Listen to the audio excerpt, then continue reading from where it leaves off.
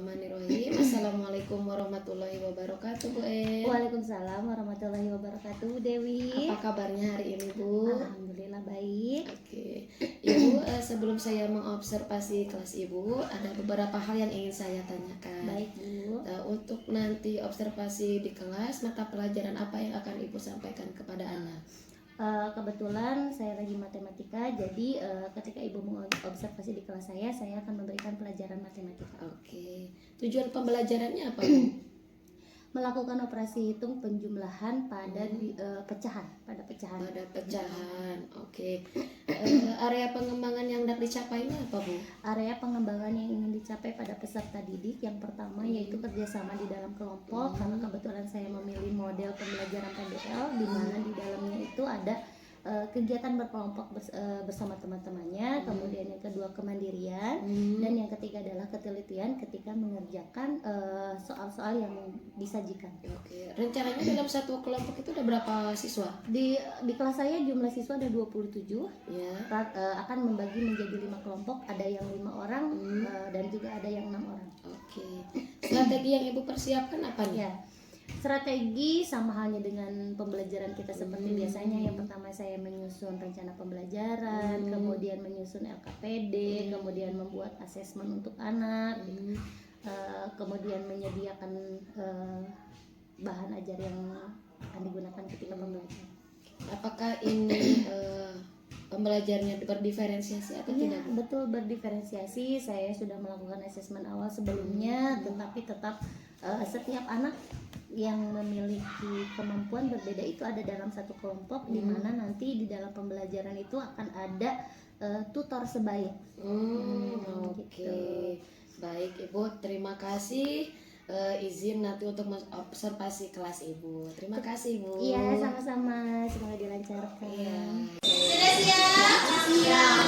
Sudah siap? Siap. Suaranya keluar. Siap. Siap.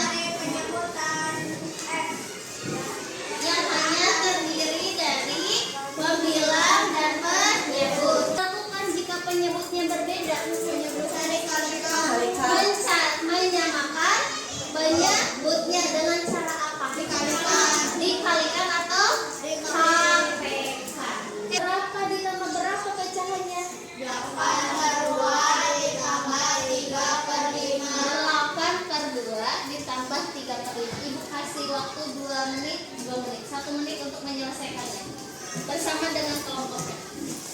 Coba jika disajikan permasalahan seperti ini, bagaimana cara menyelesaikan masalahnya? Boleh, kita samakan hasilnya dengan Salman.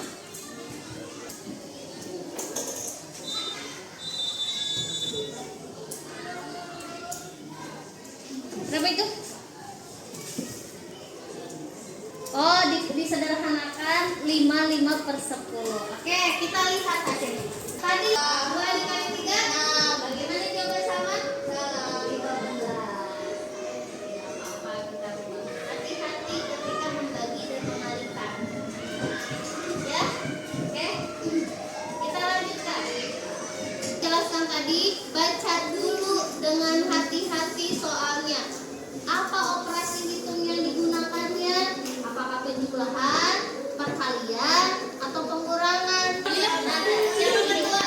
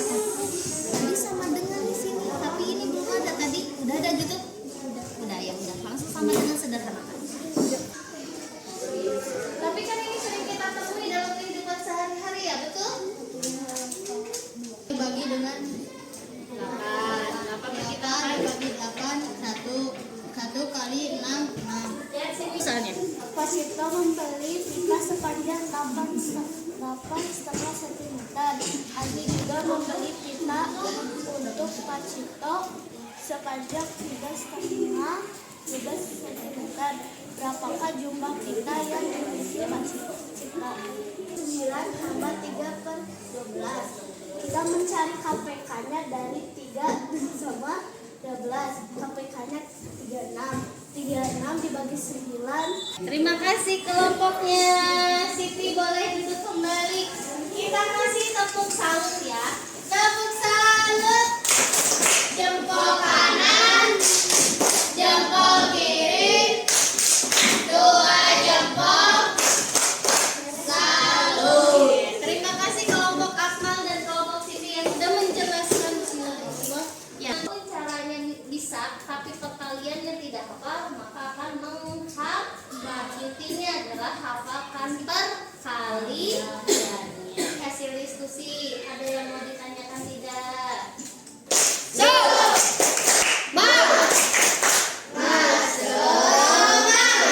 Ada yang ditanyakan tidak?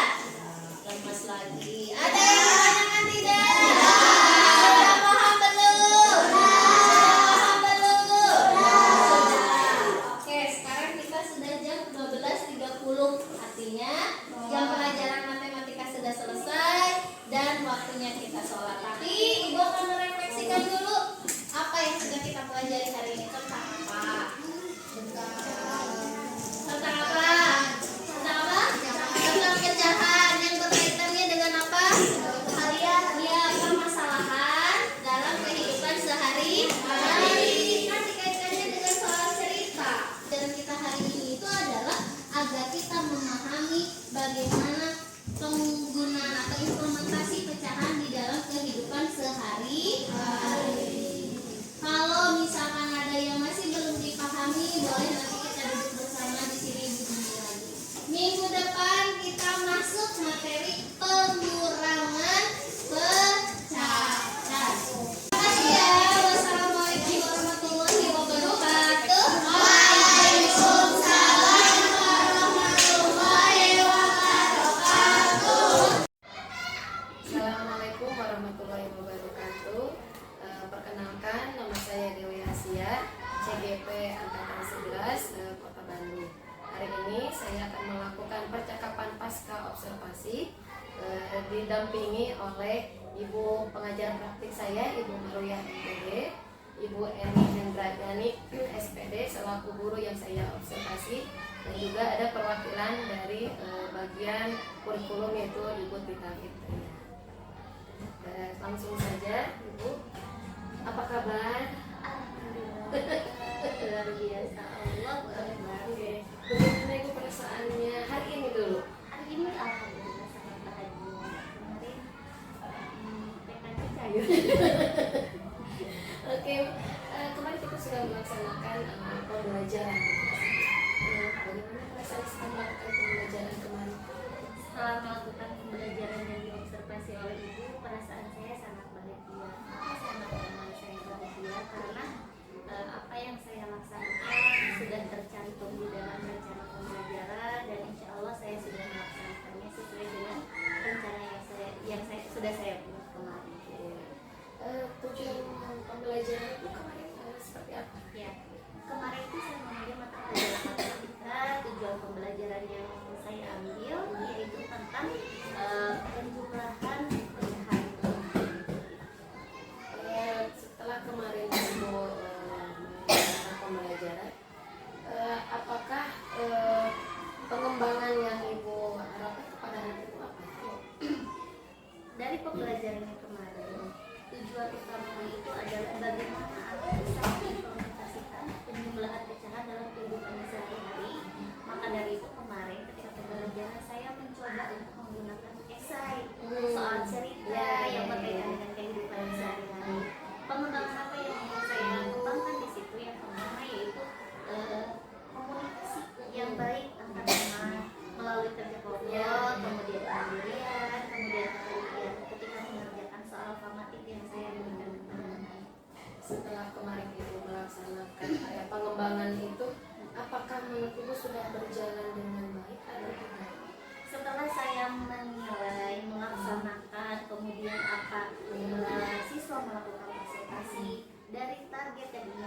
saya capai sebagai guru ketika pembelajaran kemarin? 90% saya menyatakan kalau pembelajaran kemarin kecil. Kenapa 90% tidak 100%? Karena ketika pembelajaran masih ada peserta didik yang tidak aktif, terutama ketika sedang berkelompok. Oh ya, betul-betul. Nah, ketika pembelajarannya kemarin ada siswa yang tidak aktif, nah, apakah ibu menerapkan metode lain biar anak itu bisa lebih aktif? Betul. Saya kemarin menjadi fasilitator ketika pembelajaran. Saya berkeliling mengawasi setiap kelompok, siswa mana yang tidak aktif, siswa mana yang kelompok mana yang mengalami kesulitan gitu. Ketika ada satu siswa yang memang pada saat itu pasif, saya coba untuk mendekati. Saya bertanya apa yang menyebabkan ketidakaktifan. Ada beberapa siswa yang memang kesulitan.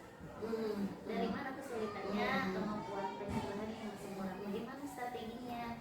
Saya bimbing secara langsung di sana. Kemudian saya juga meminta teman-temannya untuk membantu jadi tetap sebaya.